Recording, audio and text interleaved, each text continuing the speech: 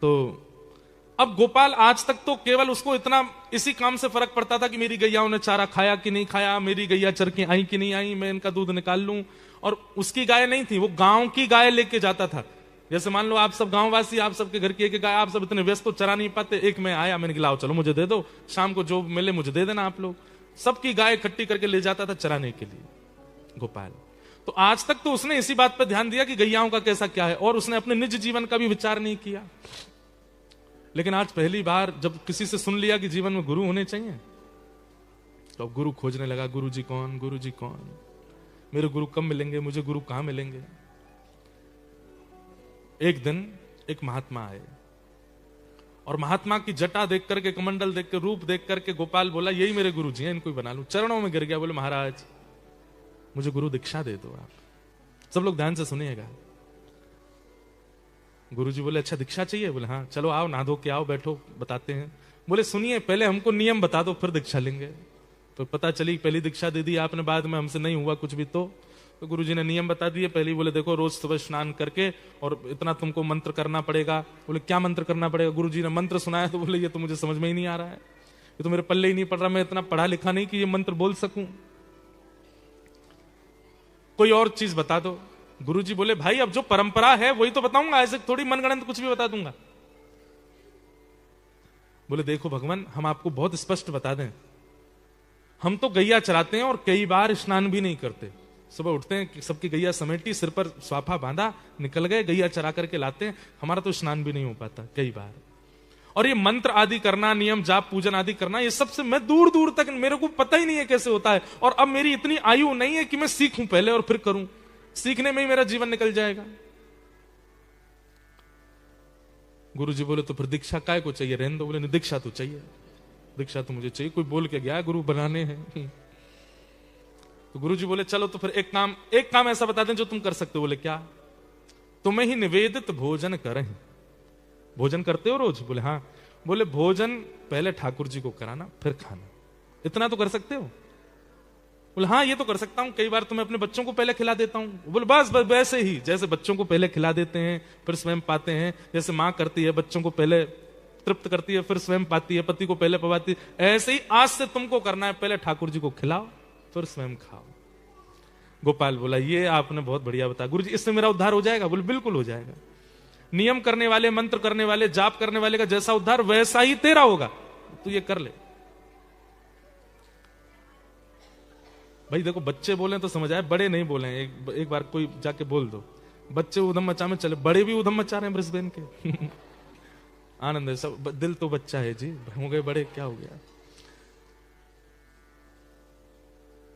इधर देखो, तो गोपाल को बोल गए, बोले कि क्या करना है? ठाकुर जी को निवेदित करके पाना है।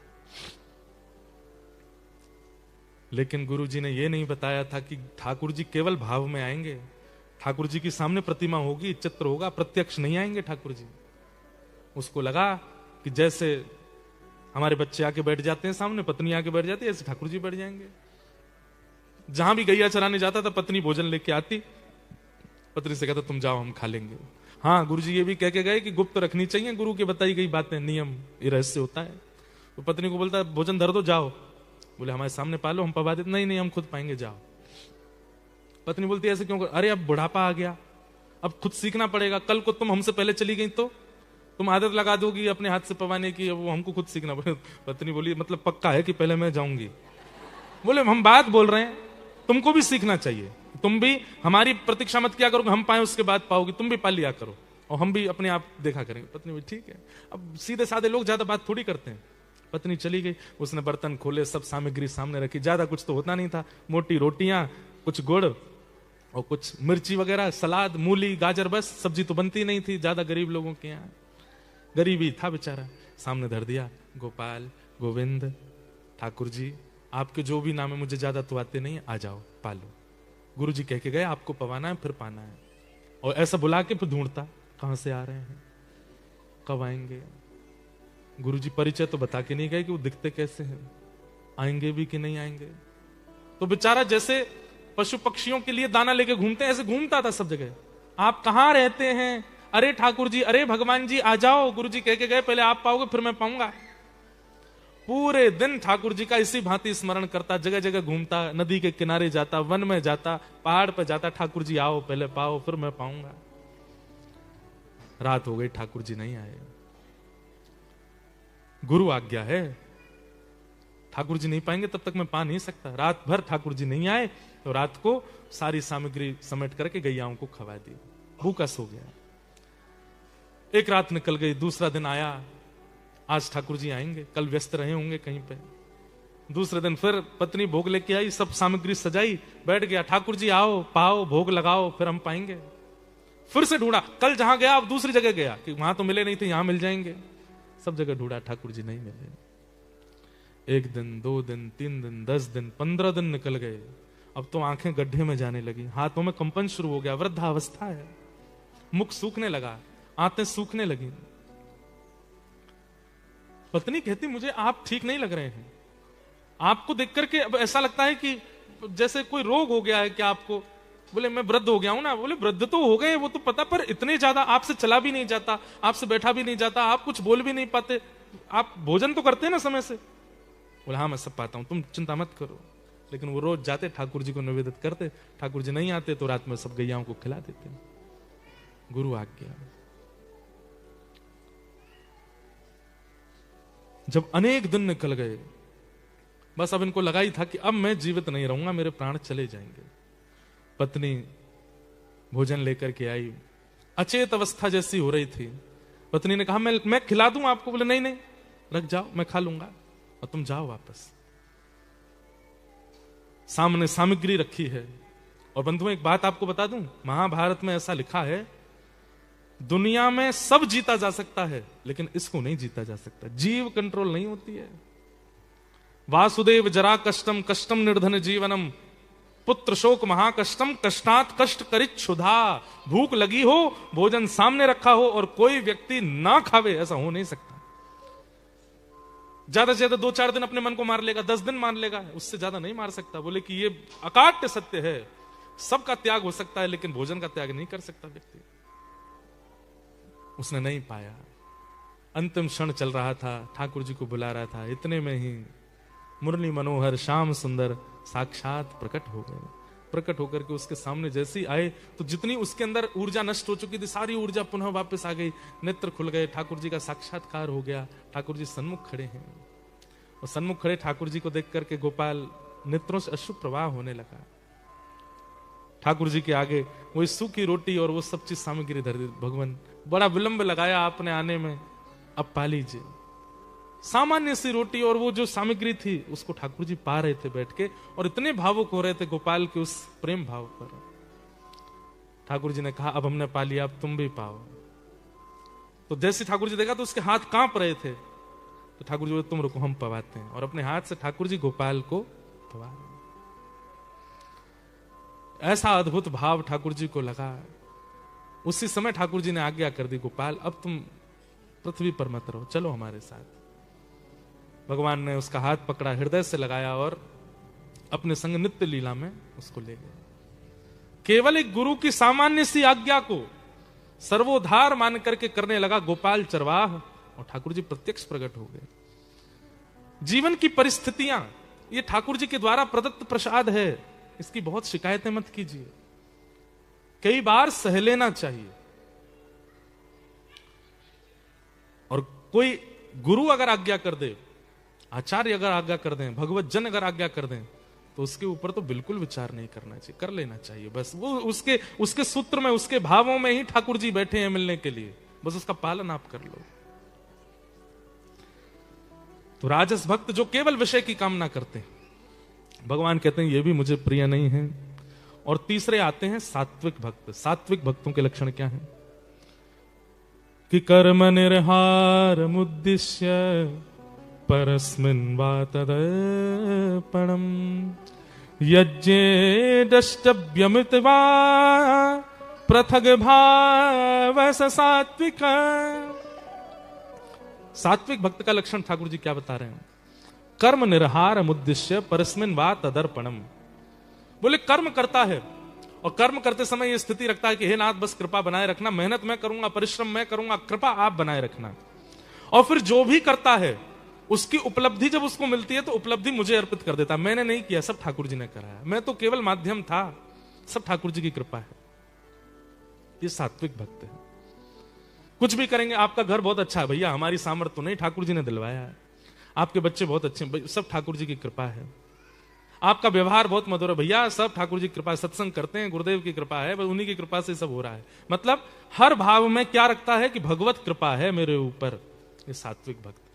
आप कहेंगे महाराज जी तो फिर एंड हो गया, इससे ऊपर भी कोई होता है क्या? ठाकुर जी से मैया ने कहा ये सात्विक आपको प्रिय हैं, तब मैया से ठाकुर जी कहते हैं अच्छे लगते हैं, बहुत प्रिय नहीं है। तो फिर आपको बहुत प्रिय कौन है? तब भगवान चौथे भक्तों के बारे में बताते हैं, इनको कहते हैं निर्गुण भक्त। कौन से भक्त? निर्गुण। तो सात्विक समझ में आ गया। सात्विक कौन? जो अपनी प्रत्येक क्रिया, अपने प्रत्येक कर्म, अपने प्रत्येक विचार, सबके लिए यह भाव रखता है कि सब भगवत कृपा है, मेरी कोई सामर्थ्य नहीं थी। लेकिन ठाकुर जी कहते हैं मुझे निर्गुण प्रिय है। और निर्गुण भक्त के लक्षण क्या हैं? ध्यान से सुनो। आज निर्गुण भक्त के बारे में थोड़ा बताएंगे, फिर निर्गुण भक्त की विशेष व्याख्या कल गोल्ड कोर्स में करेंगे। अब तो आना पड़ेगा सुनने के लिए। तो निर्गुण भक्त कौन है? कि लक्षणम भक्ति योगस्य निर्गुणस्य हृदाहतम अहैतुक्य व्यवहिता या भक्ति पुरुषोत्तम सालोक्य साष्टि सामीप्य सारूप्यैकत्वमप्युत दीयमानं न गृह्णन्ते बिना मत्सेवनम जना। भागवत जी के श्लोक इतने सुंदर होते हैं, जब कहीं के भी श्लोक बोलते हैं ना तो एक सामान्य फीलिंग आती है, पर भागवत के जब श्लोक बोलते हैं ना ऐसा लगता है श्री कृष्ण ही बोल रहे हैं। श्री कृष्ण की शब्दावली कैसी रही होगी भागवत के श्लोकों जैसे। ठाकुर जी क्या कह रहे हैं? ठाकुर जी कह रहे हैं जिनमें भक्ति के लक्षण होते हैं। और भक्ति के लक्षण क्या होते हैं? वाग्गदगदा द्रवते यस्य चित्तम रुदत्य भिक्षणम हसति क्वचिच्च विलज्ज उद्गायत नृत्यते च मद्भक्ति युक्तो भुवनम पुनातो। सबसे पहला बोले मेरी कथा सुनकर के जिसकी वाणी गदगद हो जाती है, वो कुछ बोल नहीं पाता, बस उसका कंठ अवरुद्ध हो जाता है।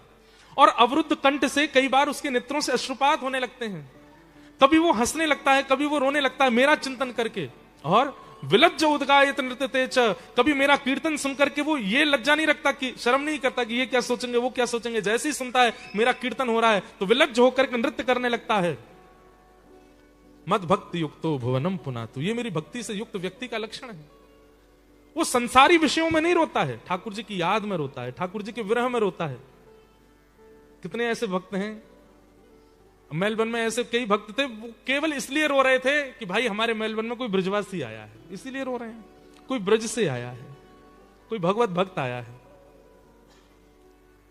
अब उनके उस रुदन को देख करके मैं पूछ रहा हूं आप क्यों रो रहे हो? बोले बस आज तक ये लगता था कि हम ऐसी धरती पर रह रहे हैं जहां गौ मांस खाते हैं, जहां पर गौ हत्या होती है, जहां पर सब कुछ होता है, पर अब हमको रहने के लिए एक बहाना मिल गया। मैंने क्या बहाना? बोले कि अब इस मेलबर्न में, इस ऑस्ट्रेलिया में एक ब्रजवासी घूम रहा है, तो उसके आगमन से ब्रज की थोड़ी रज आ गई है। तो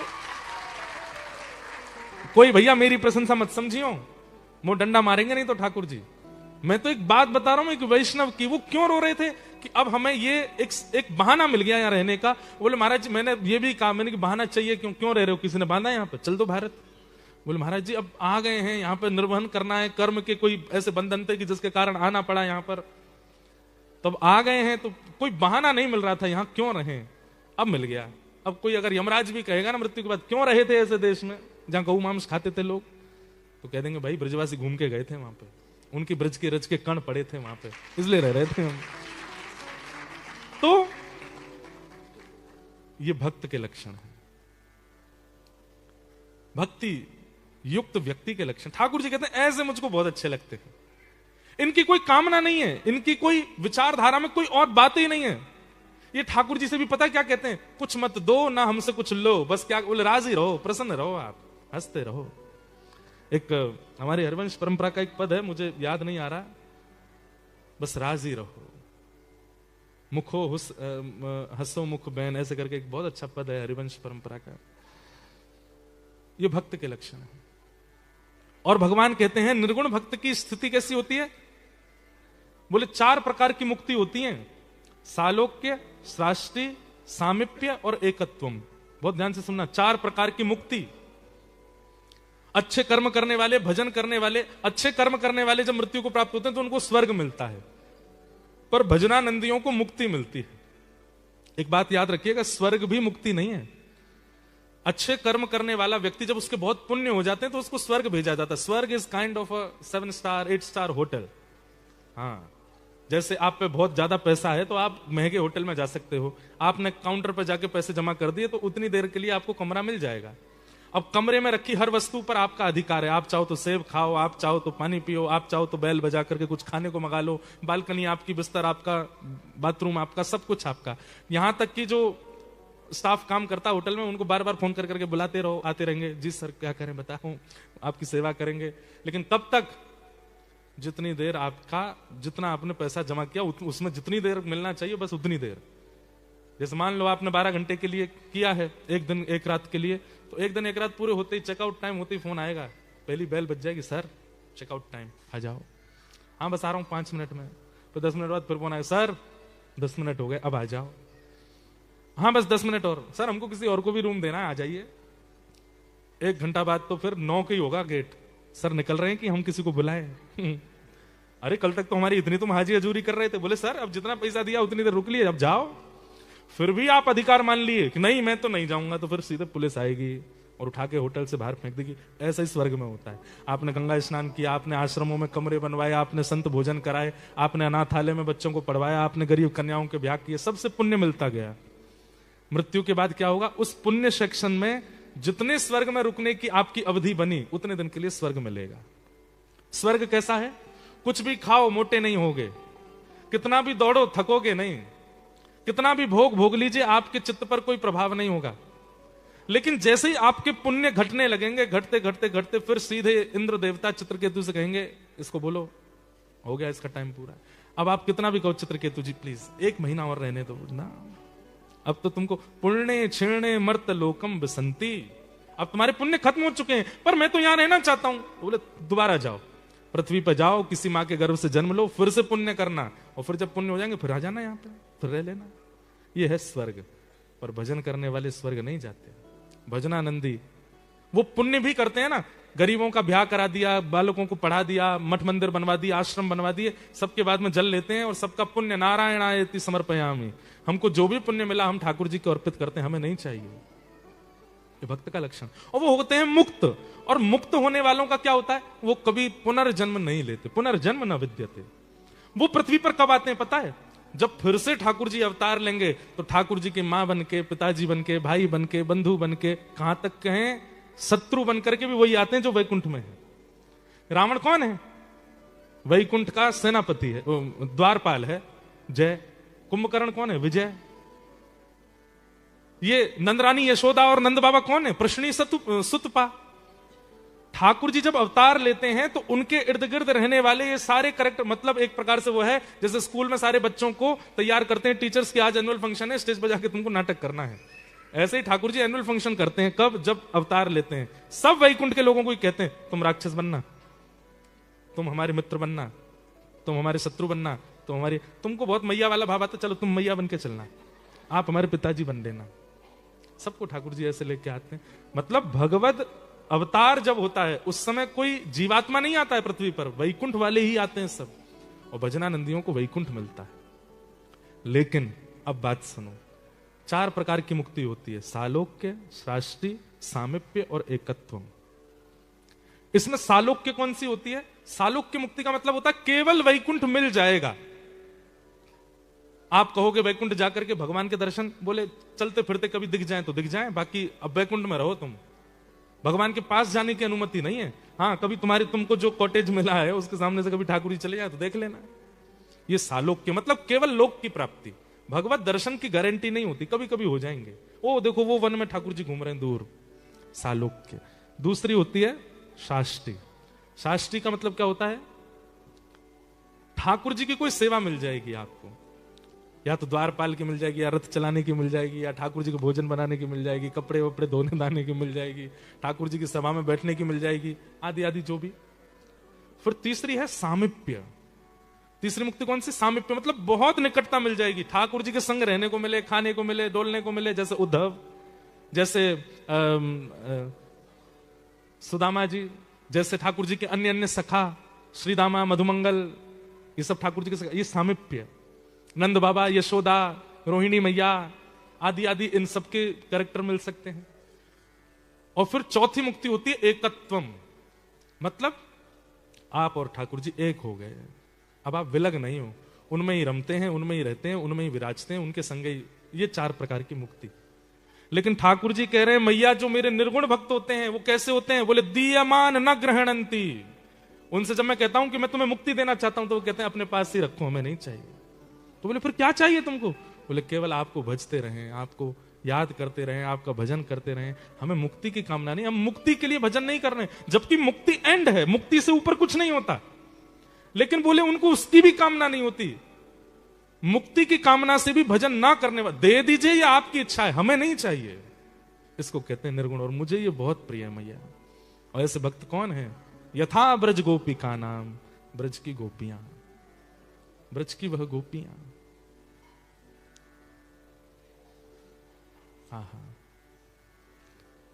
एक बार भगवान को बुखार आ गया तो वैद्यों ने कहा कि भैया किसी भक्त की चरण रज लाओ।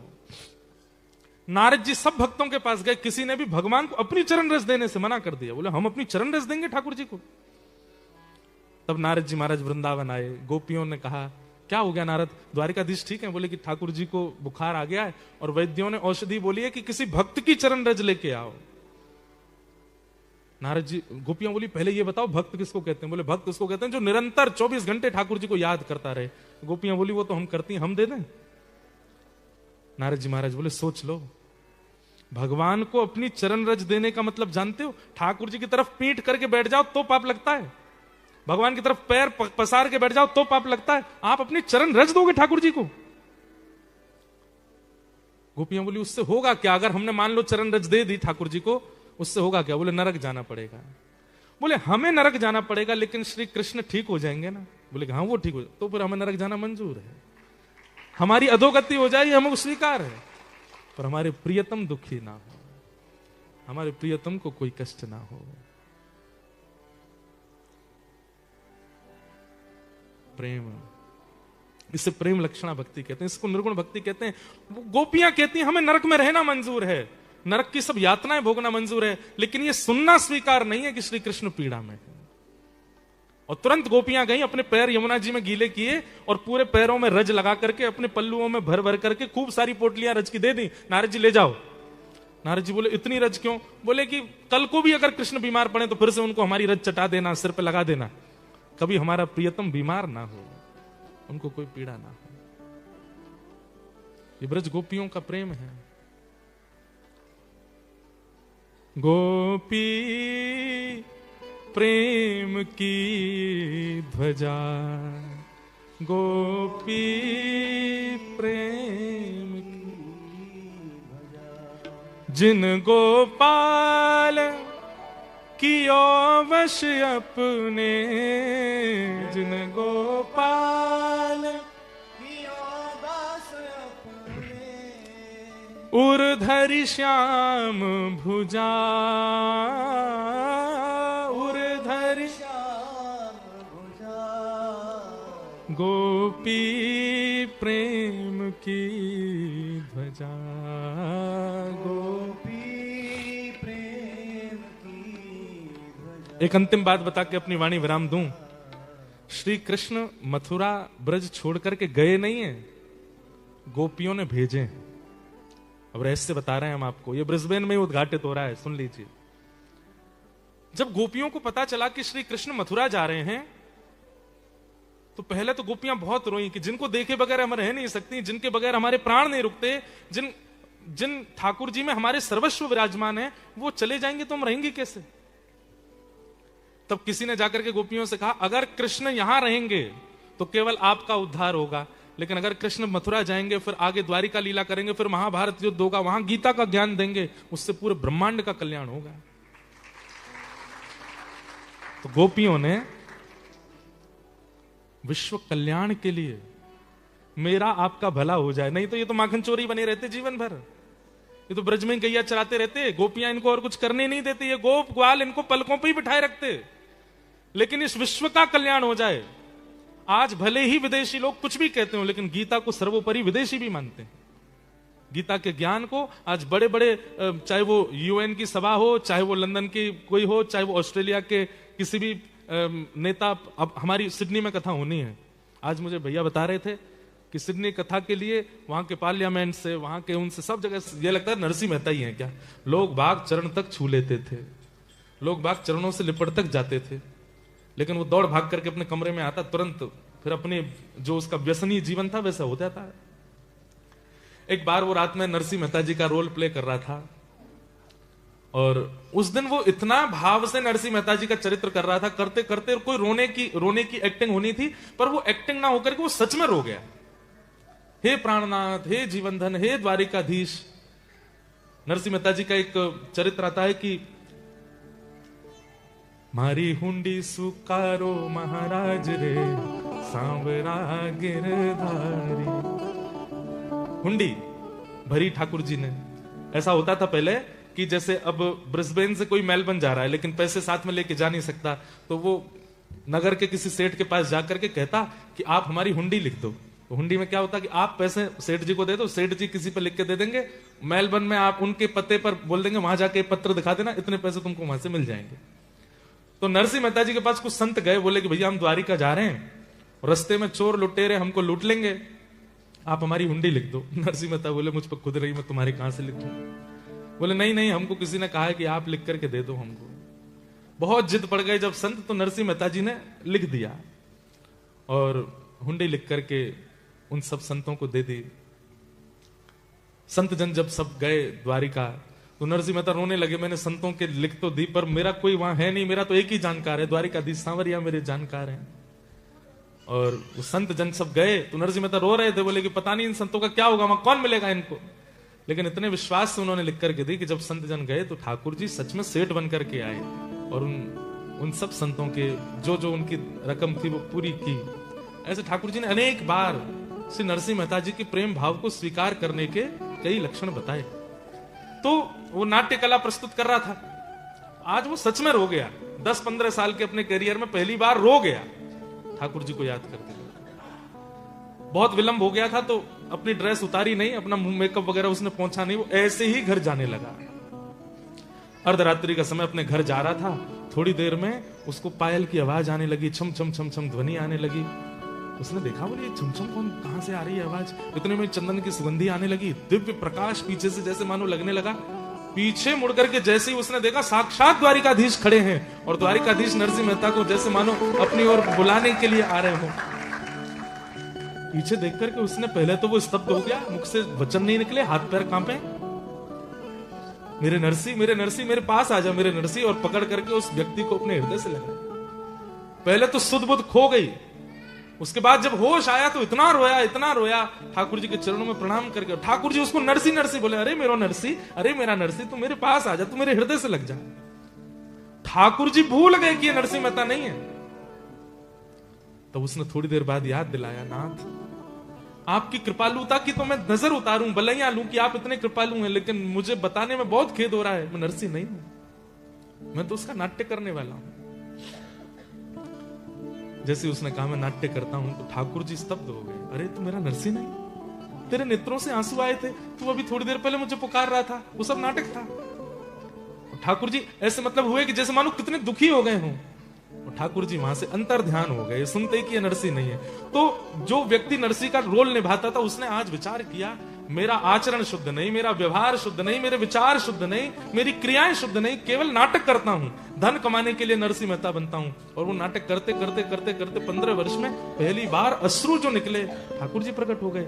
यदि 15 वर्ष में वास्तव में नरसिंह मेहता जैसा आचरण किया होता तो आज मुझे क्या प्राप्त होता? आज मुझे ठाकुर जी अपने संग लेकर के चले जाते, जीवन के इस चक्र में मुझे फंसना ना पड़ता।